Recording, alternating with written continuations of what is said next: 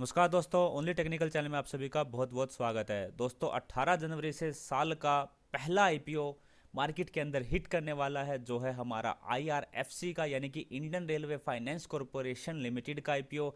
ये जो कंपनी है बेसिकली ये गवर्नमेंट कंपनी है जो रेलवे के लिए फाइनेंसिंग का काम करती है। तो इस वीडियो के अंदर आईपीओ का पूरा डिटेल देखेंगे, साथ साथ ये देखेंगे कंपनी कैसी है, फ्यूचर प्रोस्पेक्ट कैसा है, पूरा इन डेप्थ एनालिसिस करने वाले हैं। तो बने रहिएगा मेरे साथ ओनली टेक्निकल चैनल पर। अगर आपने मेरा चैनल अभी तक सब्सक्राइब नहीं किया है तो ऐसी इंपॉर्टेंट वीडियो पाने के लिए प्लीज़ मेरे चैनल को सब्सक्राइब कीजिए।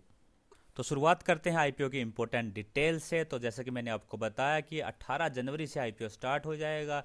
जो क्लोजिंग डेट होगी अप्लाई करने की वो 20 जनवरी होगी, यानी कि 20 जनवरी को क्लोज हो जाएगा। इशू का जो टाइप है बुक बिल्डिंग टाइप है। इशू का जो साइज है वो अप्रोक्सीमेटली 4,634 करोड़ होगा। फ्रेश जो इशू है वो 3,090 करोड़ का है। ऑफर फॉर सेल जो होगा वो 1,544 करोड़ की है। जो फेस वैल्यू इन्होंने रखी है वो 10 रुपये रखी है। आईपीओ का जो प्राइस रखा है इन्होंने वो 25 से 26 रुपये रखा है। अगर मार्केट के लॉट की बात करें, यानी कि मिनिमम जो रिटेलर को नंबर ऑफ शेयर्स अप्लाई करने पड़ेंगे वो 575 शेयर अप्लाई करने पड़ेंगे। एनएससी बीएससी दोनों के ऊपर ये लिस्ट होने वाला है।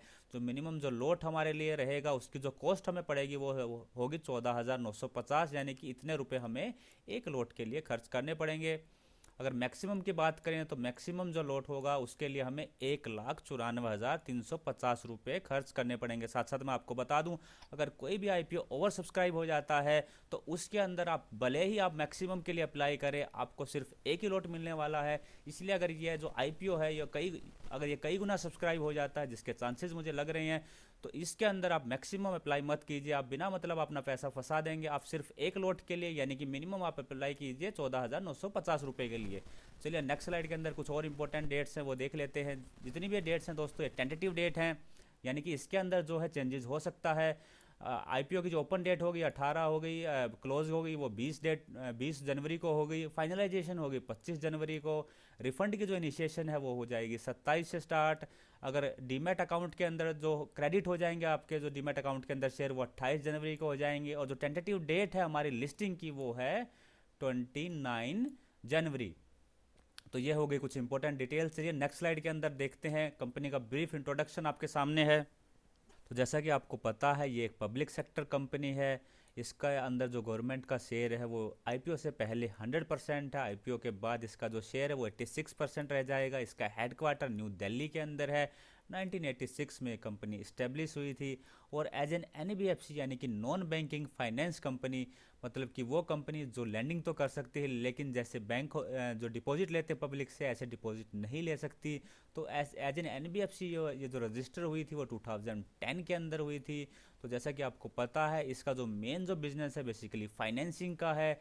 रेलवे के लिए जो बहुत से प्रोजेक्ट होते हैं उसकी ये फाइनेंसिंग करती है। उसमें जो बेसिकली जो रोलिंग स्टॉक एसेट है, यानी कि जो रेलवे के जो व्हीकल्स होते हैं जैसे कि लोकोमोटिव है, coaches, wagons, trucks, flats, electrical multiple unit, container, crane, trolley etcetera, बहुत सी ऐसी चीज़ें हैं जो रेलवे को फाइनेंसिंग की ज़रूरत पड़ती है। तो उस तरीके का जो काम रहता है वो बेसिकली आईआरएफसी करती है। इसके जो ऑपरेशन है उसको हम 3 पार्ट्स में डिवाइड कर सकते हैं। पहला काम है इसका लीजिंग का, दूसरा लैंडिंग का और तीसरा है बोरोइंग का। लीजिंग के अंदर बेसिकली जो इसकी जो एसेट होती है उसको ये जनरली 30 साल के लिए लीजिंग के लिए देती है, उससे रिवेन्यू जनरेट करती है। दूसरा काम होता है इसका लैंडिंग का। बहुत सारी ऐसी कंपनी है जो मिनिस्ट्री ऑफ रेलवे के अंडर आती हैं, मिनिस्ट्री उससे जो रेलवे से जुड़ी हुई हैं, जैसे कि हमारी रेल विकास निगम लिमिटेड है, आरवीएनएल। इसके बारे में आप जानते होंगे, इसका शेयर ऑलरेडी जो है शेयर मार्केट के अंदर लिस्टेड है। कोंकण रेलवे हुआ, ये रेल डेवलपमेंट अथॉरिटी है या फिर रेल टेल है, ये बहुत सी ऐसी कंपनी है। इसको भी ये फाइनेंसिंग का या फिर लैंडिंग का काम करती है। साथ साथ क्योंकि इसका जो काम है फाइनेंसिंग का है इसलिए उसके लिए फंड्स की रिक्वायरमेंट होगी। तो ये जो है बोरोइंग का भी काम करती है, सो डैट कि जो भी हमारे जो रोलिंग एसेट हैं उसको प्रोक्योर कर सके, उनका इम्प्रूवमेंट कर सके और उनका एक्सपेंशन भी कर सके। तो कहने का मतलब ये है कि इन टोटल ये जो है हमारी इंडियन रेलवे की जो है ये फाइनेंस आर्म, हम इसको आईआरएफसी को बोल सकते हैं। चलिए नेक्स्ट स्लाइड के अंदर हम देखते हैं इस कंपनी का रिजल्ट। मैंने यहाँ पे 31 मार्च 2018 से लेके 30 सितंबर 2020 तक का रिजल्ट आपके सामने लगाया है। सबसे पहले शुरुआत करते हैं टोटल एसेट से। अगर टोटल एसेट की बात करें तो जो एसेट था हमारा 31 मार्च 2018 का वो था 16,14,510 मिलियन। जितने भी फिगर हैं वो हमारी मिलियन में है। उसके बाद ये हो गया हमारा 20 लाख मिलियन, देन 27 मिलियन हो गया, और उसके बाद 30 सितंबर 2020 तक ये हमारा 29 लाख मिलियन हो चुका है। अगर टोटल रिवेन्यू की बात करें तो ये था हमारा 92,092,000 मिलियन, उसके बाद 1,09,000, उसके बाद 1,34,000, और अब 73,848 मिलियन हो चुका है। यानी कि दोनों अगर देखें टोटल एसेट और टोटल रिवेन्यू दोनों काफ़ी स्टेडली ग्रो कर रहे हैं। अगर प्रॉफिट आफ्टर टैक्स की बात करें तो 31 मार्च 2018 को था 20,000 मिलियन, उसके बाद 21,400, उसके बाद 31,915, और अगर 30 सितंबर 2020 तक देखें तो ये 18,872 मिलियन के आसपास हो चुका है। यानी कि अगर प्रॉफिट आफ्टर टैक्स भी देखें तो काफ़ी स्टेडली ग्रो कर रहा है। फाइनेंशियल जो है कंपनी के काफ़ी अच्छे हैं। अगर ईपीएस यानी कि अर्निंग पर शेयर की बात करें तो 31 मार्च 2018 को 3.07 था, उसके बाद 3.26 हो गया, उसके बाद 3.40 हो गया, और अब तक यानी कि 30 सितंबर 2020 के हिसाब से 1.59 है, जो कि अगर देखा जाए तो ईपीएस के अंदर भी ग्रोथ काफ़ी अच्छी है। अगर इसका हम पी निकालें तो पी निकल के आ रहा है लगभग 8। अगर इसको हम कंपेयर करें, अगर इसको हम एनबीएफसी कंसीडर करते हैं और जो शेयर मार्केट के अंदर जो लिस्टेड एनबीएफसी है अगर उनसे कंपेयर करते हैं इसको, तो इसका जो पी है काफ़ी चीप है।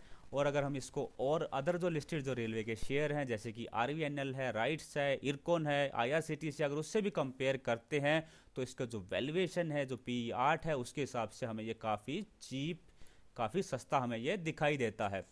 ये तो बात होगी रिजल्ट की। चलिए एक बार हमेशा की तरह मैं आपको कंपनी की वेबसाइट पे लिए चलता हूँ। ये देखिए, ये है आईआरएफसी की वेबसाइट। ये यहाँ इसका जो है लोगो है, Indian railway finance corporation, government of India enterprises. यहाँ आप देख सकते हैं, नीचे स्क्रॉल डाउन करेंगे तो आपको ये सब चीज़ें डिटेल्स आपके सामने होंगी। ये इनके जो है बेसिकली अमिताभ बनर्जी जो हैं, इसके जो मैनेजिंग डायरेक्टर हैं वो अमिताभ बनर्जी हैं। और भी आप अगर डिटेल जानना चाहें तो आप इसकी साइट पे जाके विजिट कर सकते हैं।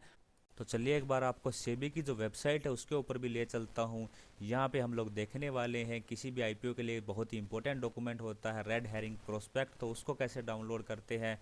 आप फाइलिंग्स के अंदर जाएंगे, यहाँ पे पब्लिक इश्यू के अंदर अगर आप क्लिक करेंगे तो यहाँ पे आपको रेड हेरिंग डॉक्यूमेंट दिखाई दे रहा होगा। इसके ऊपर क्लिक करेंगे तो एक यहाँ पे नीचे विंडो खुल जाएगी। विंडो के अंदर अगर आप देखें तो यहाँ पे सबसे ऊपर आपको दिखाई दे रहा है इंडियन रेलवे फाइनेंस कॉरपोरेशन। अगर इसके ऊपर आप क्लिक करोगे तो एक सेपरेट विंडो खुलेगी। यहाँ पे आप जो रेड हेरिंग प्रोस्पेक्ट है वो आपको यहाँ दिखाई देगा। आप चाहें तो इसको डाउनलोड कर सकते हैं। ये किसी भी आईपीओ के लिए बहुत इंपॉर्टेंट होता है।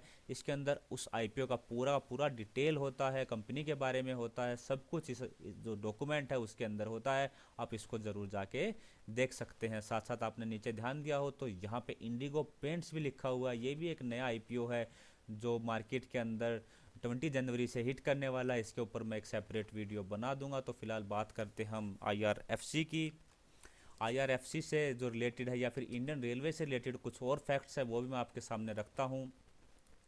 यहाँ पे आप एक टेबल आपको दिखाई दे रही होगी। इधर मैंने कंट्रीज़ के नाम लगाए हैं और यहाँ पे मैंने लगाया है रूट किलोमीटर पर मिलियन पॉपुलेशन, यानी कि पर मिलियन जो पॉपुलेशन है उसके ऊपर हमारा कितने जो है रेलवे का जो रूट है वो कितने किलोमीटर है। अगर उसकी बात करें तो यूएसए के अंदर 464 है, रशिया के अंदर 592 है, फ्रांस 437 है, और इंडिया के अंदर ये सिर्फ अभी ओनली 50 है। मेरा कहने का मतलब ये है, इस टेबल को बताने का मतलब ये है कि अभी जो है इंडियन रेलवे को बहुत ज़्यादा डेवलप होना है। अगर पॉपुलेशन के हिसाब से रूट की बात करें तो वो काफ़ी कम हमें दिखाई दे रहा है। और साथ साथ अगर हम इन्वेस्टमेंट की बात करें इंडियन रेलवे के अंदर तो आप देख पा रहे होंगे एकदम स्टीप आपको इन्वेस्टमेंट का जो चार्ट आपको दिखाई दे रहा है। ये 2004 से लेके 9 तक, उसके बाद 9 से 14 तक आप देख पा रहे होंगे, 2017 से 18 तक का नीचे दिखाया गया है। तो जो इन्वेस्टमेंट है इंडियन रेलवे के अंदर वो लगातार जो है गवर्नमेंट बढ़ाए जा रही है, उसको इंक्रीज कर रही है, जिसका जो बेनिफिट है आईआरएफसी को ज़रूर मिल सकता है। तो चलिए अब लास्ट स्लाइड के अंदर चलते हैं। और अपने वर्डिक्ट की तरफ चलते हैं कि हमें इस आईपीओ को अप्लाई करना चाहिए या फिर नहीं। उससे पहले कुछ प्रोज और कॉन्स और समझेंगे, यानी कि कंपनी के लिए क्या चीज़ें एडवांटेजेस हैं और क्या डिसएडवांटेजेस हैं। तो जैसा कि आपने रिजल्ट वाली स्लाइड के अंदर देखा कि कंपनी का जो फाइनेंशियल है रिजल्ट काफ़ी स्ट्रॉन्ग है, चाहे वह टोटल एसेट हुए, रिवेन्यू हुए, प्रॉफिट आफ्टर टैक्स हुआ, सब कुछ काफ़ी स्टेडली तरीके से ग्रो कर रहा है।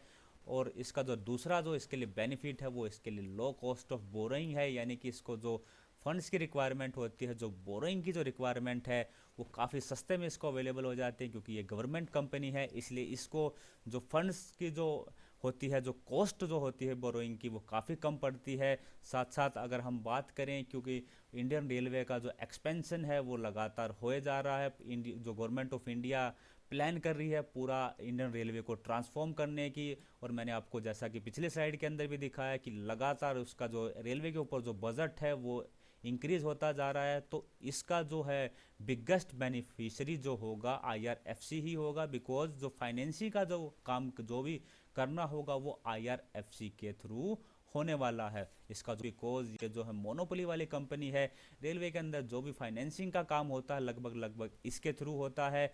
और इसकी जो क्रेडिट रेटिंग है वो काफ़ी शानदार है। जो क्रिस्टल से इसकी जो रेटिंग मिली है AAA और A1+ रेटिंग मिली है, जो कि किसी भी कंपनी के लिए, किसी भी फाइनेंसिंग सेक्टर की कंपनी के लिए काफ़ी शानदार हैं। तो ये बात होगी प्रोज की। अब कॉन्स की बात और करते हैं। अगर मैं कॉन्स की बात करूं तो सबसे जो मुझे मेन कॉन लगा वो था इसका जो बिजनेस मॉडल है वो डाइवर्सिफाइड नहीं है, यानी कि इसको जो रिवेन्यू है, रिवेन्यू के लिए कंप्लीटली रेलवे के ऊपर डिपेंड करना पड़ता है। क्योंकि अगर कुछ कल को कुछ पॉलिसी में चेंजेस आते हैं, अगर रेलवे जो है प्राइवेट प्लेयर्स को भी एंट्री देता है तो इसको लिए मुश्किल खड़ी हो सकती है, बिकॉज क्योंकि अब ये एनबीएफसी के रूप में रजिस्टर्ड है, तो इसका जो पोर्टफोलियो वो डाइवर्सिफाइड नहीं है, तो इसको आगे चल के रिवेन्यू जो है इसका वो ड्रॉप हो सकता है। अगर हम बिजनेस की बात करें तो अगेन जो पूरा का पूरा बिजनेस है वो रेलवे के ऊपर डिपेंड है। फंडिंग जो कॉस्ट है वो भी इसके लिए इश्यू बन सकता है, क्योंकि अभी जो गवर्नमेंट की जो पॉलिसी है उसके हिसाब से इसको जो है जो फंडिंग की जो पड़ती है, लो कॉस्ट ऑफ बोरोइंग इसको पड़ती है, लो कॉस्ट ऑफ फंडिंग पड़ती है। और इसका जो फिलहाल जो मेन फंडिंग का जो काम है जहाँ से ये बोरोइंग करती है वो बेसिकली एलआईसी से करती है। लेकिन फिलहाल जो है इसकी मोनोपोली है। रेलवे का जो भी इस तरीके का जो लोकोमोटिव रेलवे व्हीकल्स का जो प्रोजेक्ट होता है वो इसके थ्रू फाइनेंस होता है। लेकिन आगे चल कर अगर गवर्नमेंट की पॉलिसी में कुछ चेंज आता है, अगेन वही अगर प्राइवेट प्लेयर्स इसके अंदर एंटर करते हैं तो इसके लिए जो फंडिंग का जो कॉस्ट है वो इशू हो सकता है।